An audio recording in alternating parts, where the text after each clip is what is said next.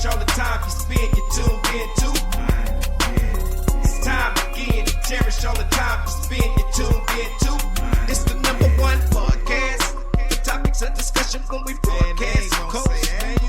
So all them artificial man jokes, we do it natural from the concrete to a public standpoint. Real, wherever you're from, life is coexistence, but to know the real, you just gotta listen.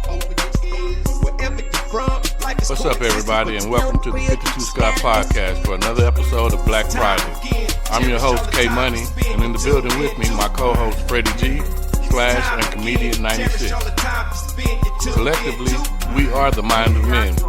You can find us on Twitter at 52 Scott Podcast, Instagram and Facebook, the 52 Scott Podcast. And if you're on YouTube, please don't forget to like and subscribe.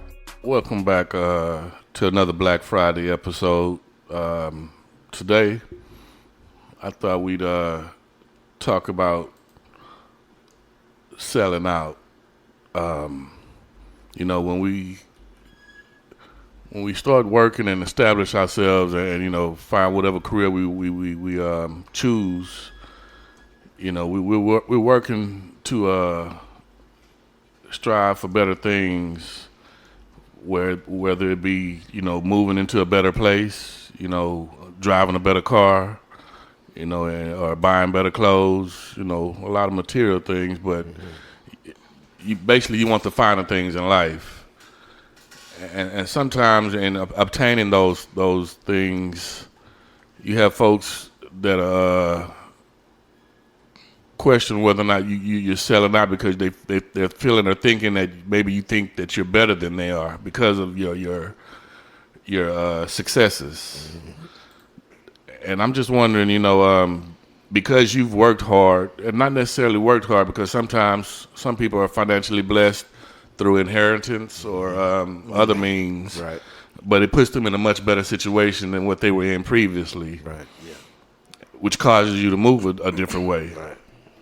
And doesn't necessarily make you a sellout, though, if you're blessed in that situation or because you're moving differently. I do feel, if you're acting a certain type of way, like moving around with your nose up because you have been blessed, yes, I would definitely classify you as a sellout. However, for those that have worked hard, like we all came from the ghetto, right. and I don't have a problem living in the ghetto, right. But yeah, exactly. It's a lot of things that goes with staying in the ghetto. Right? It's a limit. It's an expiration. It's what they would say, wore out your welcome after you get to a certain level in life, I think. Good example, perfect example. I have a friend of mine right now. He's not necessarily in a bad neighborhood, but typically men usually meet their financial peaks between the ages of 45 and 55, right? So he's been living, and I feel bad for him because it's not an apartment, it's a house. Right. So it's going to be a little bit more difficult for him. So he's been living in that house for years, but now he's at a point in his life where his financial is going up and up and up and up. He's increasing his wealth. Okay. So he's literally on a different level, and he should move. But how do you just pick up and move from an apartment is easier, but a house? But is he moving differently because of his financial gain? No, he's not moving differently, but things are happening around his place. Matter of fact, he got his truck stolen right at his house. Okay. You get what I'm saying? No. What you mean? You got your truck stolen right out your okay, because of where he's staying. Yes. I got you. Okay. So you get what I'm saying? It's like, okay, enough is enough. You stole my truck. Other little various things have happened. To whereas if you were in the River Oaks area, and River Oaks is if you haven't been to Houston, it's more of a upscale part of Houston. Yeah, now violence does happen everywhere, but I understand you saying it's more prominent to happen in the ghetto. Exactly. Not saying he would have to move to River Oaks, but somewhere where you don't have to walk outside and worry about somebody coming in and taking something more secure. And he can afford it. Right. You know, he can afford it. Right. But again, some people will be complacent and they're used to where they're staying and they won't move. And they be like, you know, I'm hood. I ain't going nowhere. Yeah. But you gotta sometimes you gotta get out of there. It's about your mentality and what you know you want to do, especially if you have kids. You want to raise your children in a nicer area. I don't think that's selling out because you got a little money that you can. It's about the quality of lifestyle you want to have. Say the finer things. You know, how do you want to live? If you've been through this ghetto situation, which most of us have all our life since kids, Right. Why would we want to still be there at the end of our life? Yeah. We should have made it through. So that's not selling out. I don't think it's selling out. I don't think it's personally. selling I don't think it's selling out. Again, I'm gonna go back to how you carry yourself can make one think that you are selling out. Determining, how one moves can give one the impression of a sellout. I think a sellout does have certain traits. I mean, Comedian 96. How would you feel? How would you classify one as being a sellout if they came into some money? Not to put you on the spot. I actually like this question because it's going to go both ways. I got a couple of ways I want to go with this. You see how quick I say both ways. I want to go both ways. I didn't want to have back door and say no homo because apparently you can just say no homo and everything's delineated these days. But anyway, I was listening to. I want to make 2 points. I was listening to Bootsy one time. And he says, man, everybody get killed in their own city every time. When they come up, they begin rappers. You think of all the rappers that died, King Von and who else? A lot of rappers just died in their own city. Extension, that guy. So many people. And they all got killed in their own city. And even Bootsy, he doesn't live in Louisiana. He lives in Baton Rouge. He lives in Atlanta. So a lot of people move out of the hood for that particular reason. And the second point I'm trying to make is I believe the reason, think about it. We all from the hood. We all from the Trey. It's Right. 3rd Ward, Houston, Texas. 3rd Ward is part of Houston. In the hood. It's the hood. It's where U of H, Texas Southern, and everything is at. Right. But we all grew up in the hood. Let's not say now because it's diversified. But before it's hard diversifying. If 3rd Ward was the way it was when we were growing up and the money that we're making now, would you move to 3rd Ward? And I'm going to start with myself. No, I would not. If I did, I'll take that back. If I did, it would be the outer skirts like near McGowan area. So you saying with them building now over there like they doing? If No, it was like take that. that away. Take that away. Take that away because I'd move there now. If that wasn't there, Yep, that wasn't there, and it was like it was when we grew up. Just say, would I move there now? Now, if life is like it was when we were younger. No. With the money we're making now. No, You get what I'm saying? Yeah. I would in the part that I grew up in, honestly speaking, bro. I grew With up your off truck, out. you would. But again, Not- if I not- got violated too many times, then that would definitely motivate me to want to get the hell up out of there. Yeah, because I don't want you to think about it as the diversified 3rd Ward, what it is now. I'm I want you to think about what it was when we were growing up, and it was like that. I grew up over there off of Alameda, where the turkey leg hut in that area. So Right. it wasn't, it was. You was you was kind of because you was kind of closer to down there. What about you, Freddie G? I actually, I don't think that money plays the major part in sellout. Right? I think Sprinkles a little something on it though, but I think that money, the goal is to make some money so I can go and afford a nice car, a nice home, a bigger home, and all of those, the bigger home and all that stuff would be out in a more upscale area. And just because you moved in a suburban neighborhood, for the most part, I don't think that the people will call you a sellout. They'll look at you as somebody that's doing well for yourself. Now, here's where it becomes a sellout. You can be broke and be a sellout. When you throw your race under the bus to appease another race, man, black and white. You know how it goes. Yeah, you know how it goes. If you go and you at your job and you get the buck dancing for the white boy or the white man or whatever, and you going in there snitching on boss, he not working, and you going in there and you telling on your brother over here because you feel a certain kind of way. Now that's a sellout. Let me show you something else. Now, of course, these are some harsh issues that they were facing, but slavery. You do know that the captors, the Caucasians, actually had African folk helping to trap these other Africans. Now, of course, they was on the some stress or whatever you want to call it. Stress is a bad word, not the right word I'm looking for. But hey, you go help catch some of these people, and we'll let you go. We'll leave you, but you help us get some of them. Kept some of your native people or whatever. Those people sold their African people out. Yeah, they sold them out. Well, Africans been selling Africans out for a long time. Yeah, so you can be broke and actually be a sellout. But what we were trying. So what was implied is if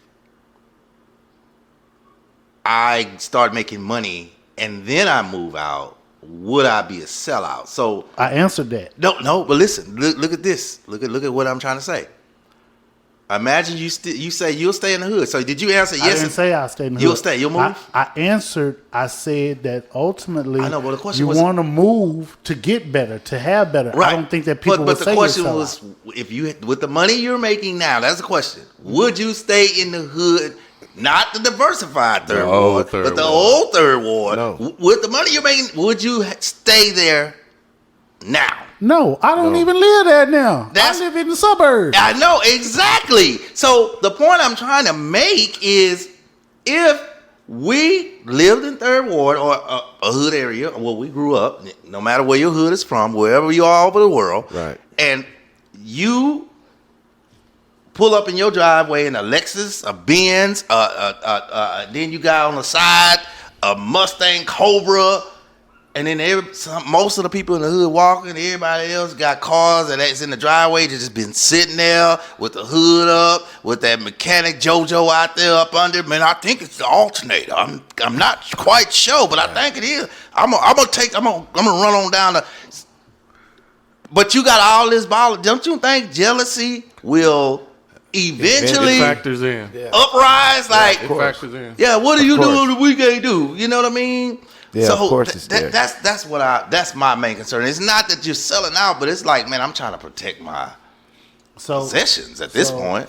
Right. I think that, like, I don't know if jealousy will play a part if you got nice stuff in the hood. You're gonna have haters or people who are envious of you, of people anywhere, right? Yeah, right. Regardless, You got to look at the type of crimes, and I don't have no statistics up, just my own opinion. But when you look at the type of crimes that happens in the hood, it really be some hood shit. Yeah, that's true. It really be. That's true. Oh, this dude arguing with this dude and he stabbed him. Yeah. You know, or a dice game. Yeah, it's some hood shit. When people go in to commit crimes, they actually go to the rich areas to commit those crimes because they know that's where the money's at. You are exactly right. Because when So you saying when if we drive, we come back to the hood in our Lexus or whatever nice fancy car that we have. You don't think that's that draws attention? I think and I don't just limit it to the hood.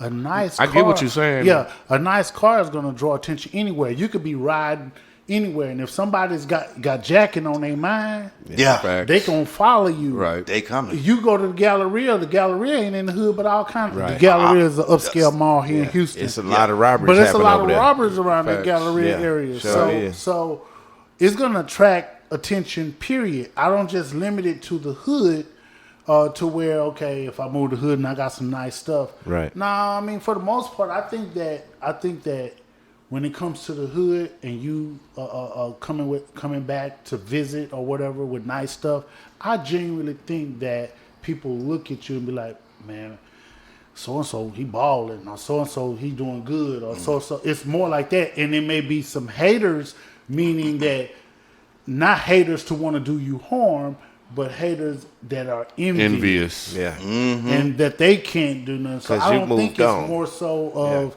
they look at us that way. I think the sellout comes from when you trying to appease another race. Yeah, I mean, Yeah, that's true. you should definitely want to do better. You Yeah. know, if Yeah, if you're doing that is sellout. I mean, yeah, I agree. That's sellout. Yeah, that is. I mean, again though, like I said, as much as I would love to stay in the hood, because that's where I'm from, that's where I was Yeah. raised. When you making, you're doing better. And, something, I mean, if you're in the hood, there's a lot of things you got to deal with. You got to deal with regular people that's breaking in. Then you got to deal with crackheads that's breaking in. Then you got to deal, you know what I mean? It's just the scale of things that happens in the hood versus in the suburbs are, don't get me wrong, you go to other areas to do the jackings, which in the suburb areas. Yeah. But at least you look inconspicuous. But if you're in the hood, everybody blend in, everybody look hood. True. So you get jacked, everybody look like a suspect. Yeah. I mean, but you stand out in the hood if you know you're financially blessed. You go dress Right. better than those that are in the hood. Correct. So That's again, true. you go draw that type of attention to where one may think you're easy prey. Yeah. That's And that's the thing, and that's another thing you got to worry about. Just say you doing good and you don't, they gonna try. Somebody's gonna try you in the hood. They gonna try you. No matter how nice you are, they are going to try you. You're gonna get tried in the hood. So when you say you're gonna stand out in the hood, if you dress nice and you're gonna stand out in the hood, I actually think a lot of people in the hood are poor, but they always have expensive stuff on. Yeah. They're gonna have Yeah. some $200 Yeah. shoes on. Shoes, yeah. They're gonna have some jewelry on. Facts. Exactly. So those people got the same clothes as the person that actually got money. So they got the same clothes. So the person with the money actually fitting in. Now, when you say there's gonna always be somebody to try you, right? Right. There's gonna be always somebody to try you. If you live in the hood, you know that the area is, for lack of a better word, slum, right? Yeah.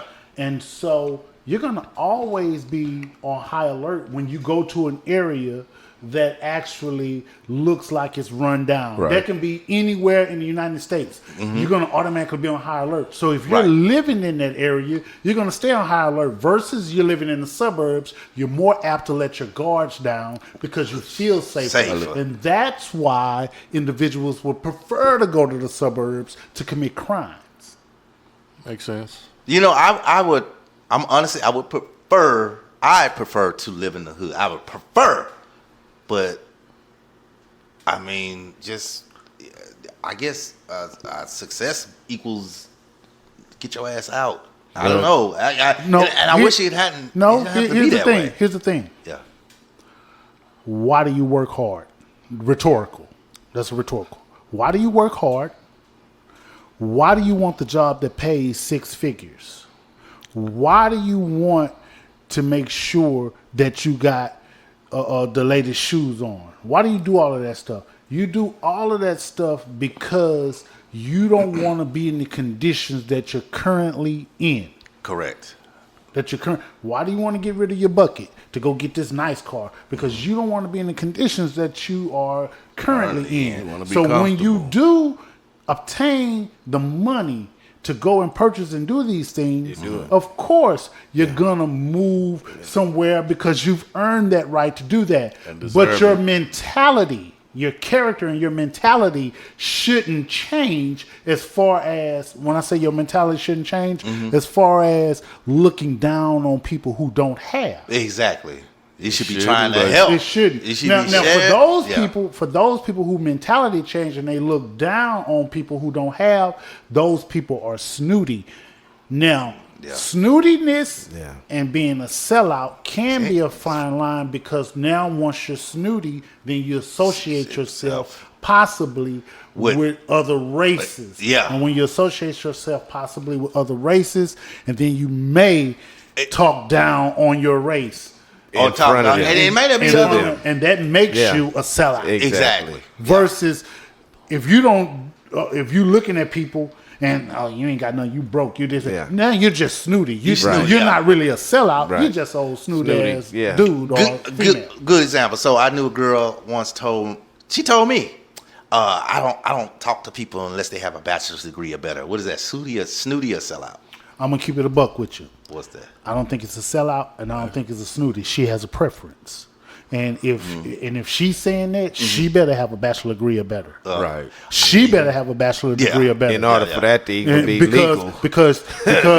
I'm talking about talk as in dating. I mean, talk like is hello, good morning, how are you doing? Not dating talk, but talk like just regular. Hey, I ain't. That's even worse. Like that. So if you're doing that, if you're saying she don't. So you're not saying dating. You're saying just even having a conversation. Just saying, hey, good morning. Hey, what's going on? How you doing? So that's it. Nothing else. If she's doing that, there's some underlying things. So on the surface, if she's doing that, I would say she's snooty. Yeah. On the surface. But there's something underneath the surface that the only way you'll find out is if she holds a conversation with you. Exactly. But on the surface, oh no, she's just snooty. I don't talk to her. She's snooty. Snooty. There you go. That's what I thought. But I don't know if she'll sell out or not. We gotta go underneath the surface. Yeah, but I was like, that's shallow. So you want to be snooty? I'll be shallow. Yeah, go ahead. You don't have to talk to me, Miss Ma'am. I can't even remember her name. That was some years ago. Freddie G, you mentioned earlier that you could be broke and still be a sellout. Yes. So can the opposite occur? Can you have already be financially stable and still sell out? Yes, because selling out, I don't necessarily have to associate that with money. Okay. You are throwing your race under the bus to appease another race. Let's take race off the table. Let's say gender.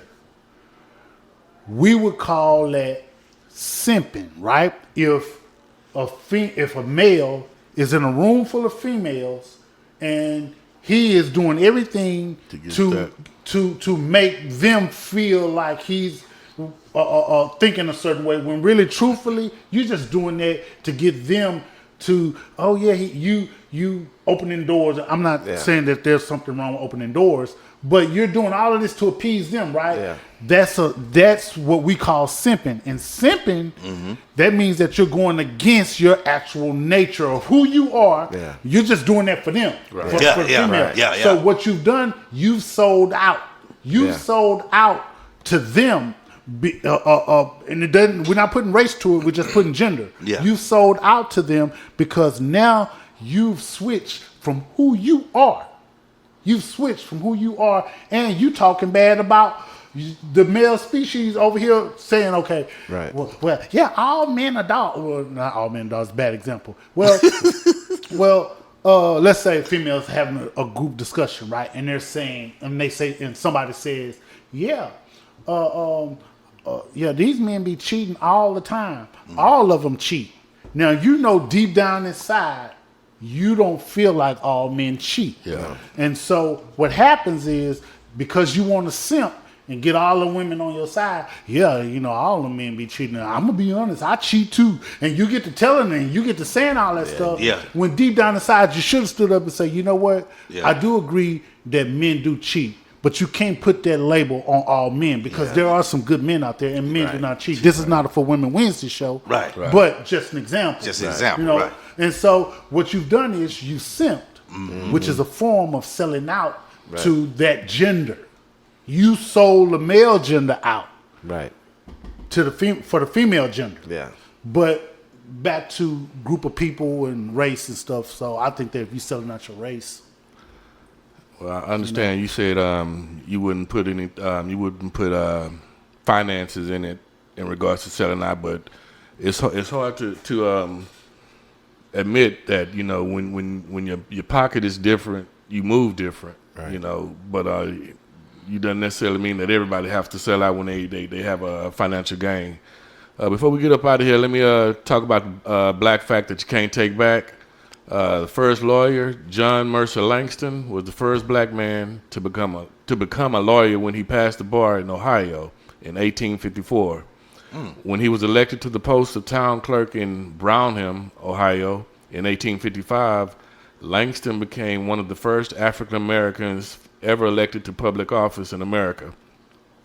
John Mercer Langston was also the great uncle of Langston Hughes, which is probably one of the most famous Hughes that you guys probably were thinking about when I mentioned his first name, who is a famed poet of the Harlem Renaissance. Thank y'all for joining another Black Friday. Y'all have a good weekend and peace out. This concludes another Hot Black Friday episode, and be sure you tune in next week for Music Mondays. Don't forget to follow us on Twitter at 52 Scott Podcast, Instagram and Facebook, The 52 Scott Podcast, and for all you YouTubers, don't forget to like and subscribe.